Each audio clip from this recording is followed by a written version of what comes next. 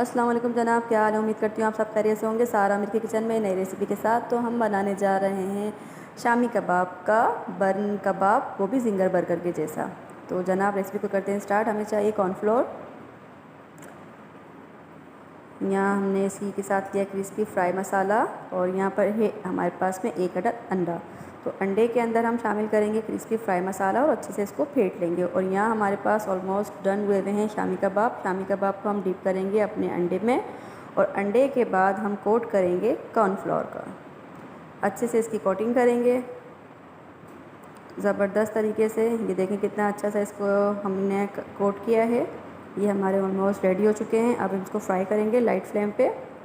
Video पसंद आए जनाब लाइक करें, शेयर करें, कमेंट्स करें, और इसी तरीके से वीडियो देखते रहें। ये आप लोगों की मोहब्बत प्यार है जो आप लोग मुझे वीडियो देखते हैं मेरी और कमेंट्स करते हैं। यहाँ पर हमारे फ्राई हो रहे हैं शामी कबाब।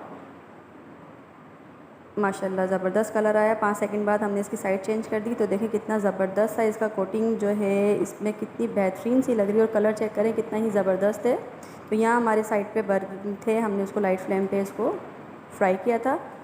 ये देखिए क्या बात है, माशाल्लाह ज़बरदस्त, कितना अच्छा क्रम इस पर ज़बरदस्त लगा है। ये चेक कर सकते हैं आप, ज़बरदस्त। यहाँ हमारे पास पे ग्रीन चटनी है। ग्रीन चटनी की रेसिपी मैं आपके साथ शेयर कर चुकी हूँ। ग्रीन चटनी, और इसके साथ में हम ले लेंगे केचप, और स्पून की मदद से इसको सेट करेंगे।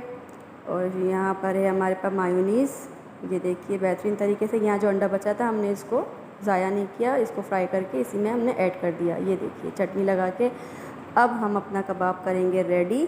तो यहाँ हमारा बर्गर रेडी हो चुका है जनाब। रेसिपी पसंद आए लाइक करें, शेयर करें, कमेंट्स करें। तो मिलते हैं नेक्स्ट रेसिपी के साथ। तब तक के लिए रखें अपना ख्याल। अल्लाह हाफ़िज़।